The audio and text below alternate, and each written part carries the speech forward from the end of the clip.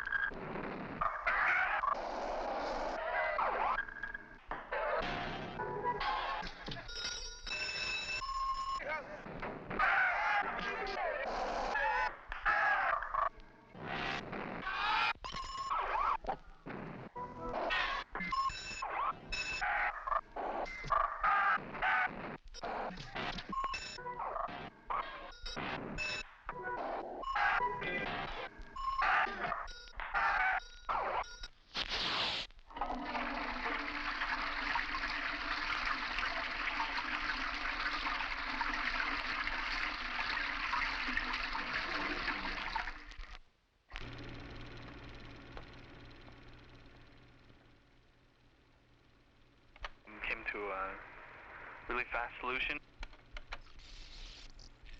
Hi, this is a message for Gerald Soul. It's Fumiko Kyo. I guess I missed you, which is too bad. Big news. Hey, it's June. I was just calling for an update.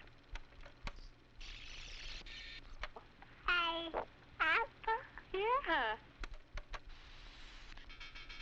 Today, but I just wanted to let you know some very good news, which would make you a very happy camper. Hi, Gerald. It's John Porter at 144. Hi, it's me. Can you call me back?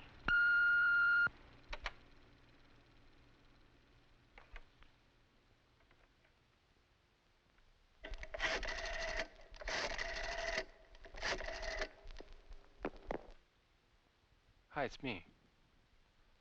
Oh, not much. Just watching this film. We'll start off with this guy asleep in the dark, but suddenly he's asleep in the woods, and he gets up and he starts wandering around like he's in some kind of dream. So he pisses around for a couple of minutes and he finds this hand. It's not a real hand. It's just like a mannequin or a robot hand, something like that. So then he finds this window. No, it's just a window, like from an old house or something, but it's just glass in a frame, and it's lodged up in a tree. So he looks through it, and he sees himself there. He sees himself doing the same stuff he was doing just a moment ago. It's like this window is trying to tell him something, like it keeps popping up and haunting him, and so does the hand. But everything's just some sort of fragment, like the hand is not a whole person, and the window's not a whole house, and it's like this world is only half built. I get this feeling that he has to make some kind of big decision, but nobody's there to tell him what that decision is or what he should decide. So he gets all confused and he's trying to make this decision, and then, well, we see a few of him all at once, and he's there in the frame, like 3 or 4 of them. He's dancing around, and I guess it's some kind of split personality thing, avoiding that decision. Well, he becomes one person again, but he still seems really confused, so he begins scratching at his own eyes, and he scratches his eyes right out. There's nothing gory or anything, because he ends up with all these little lines on his face where his eyes used to be, and they've been added later, obviously. And he goes all nuts, seeing visions and all these things really fast, and there's this tree, and he climbs it, sort of as if he needed to see more and more and more, and he would do anything. He would do anything just to see more. I guess the film has a lot to do with how he's trying to see things, but also that he's all alone and all he can see are the variations of the same trees, same things all the time.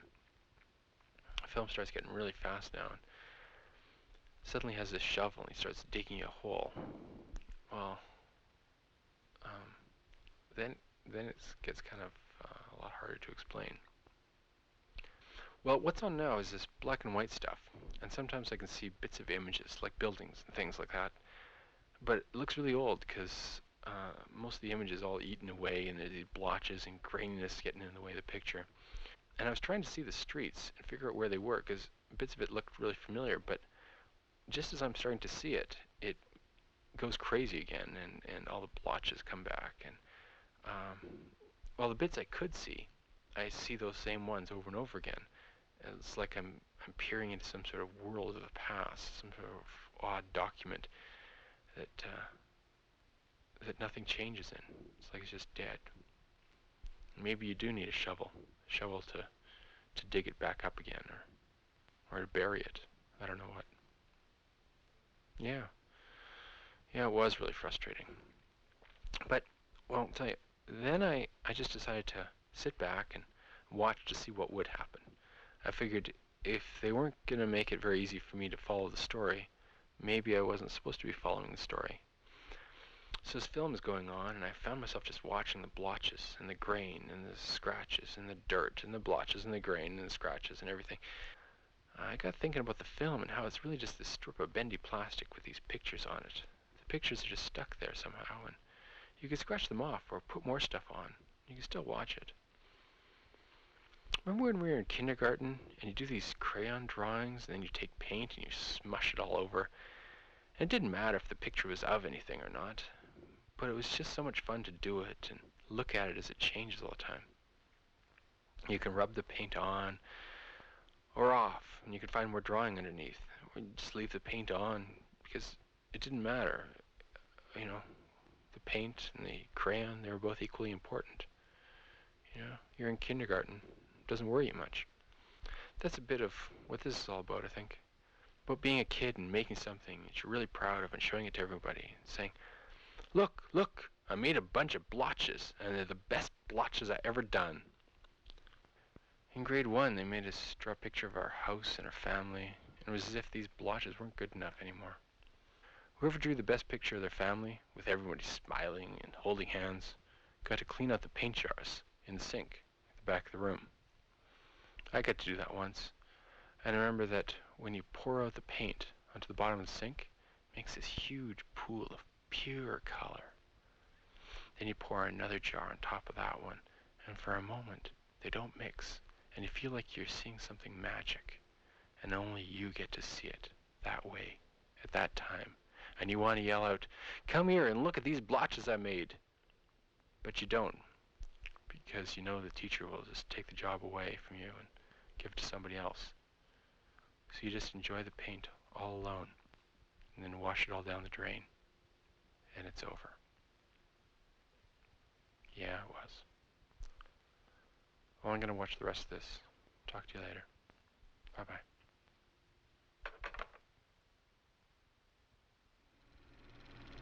We will first review this wonder of nature and love, because the father and mother love each other, and will be anxiously looking forward to the uphill stage in life, which is often referred to as the age of adulthood.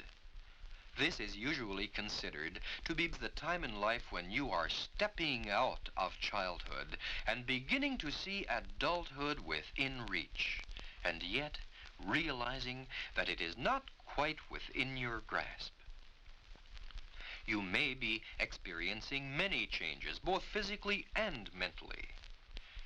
Generally, it is the stage in life when there is an increase in curiosity, a change in personality and character, and a complete switch in interests with a constant urge to come out on top, a winner. And you will. Boys and girls may decide to marry his mother when he grows up. This will vary, and some of your friends may surge ahead within 3 to 5 days.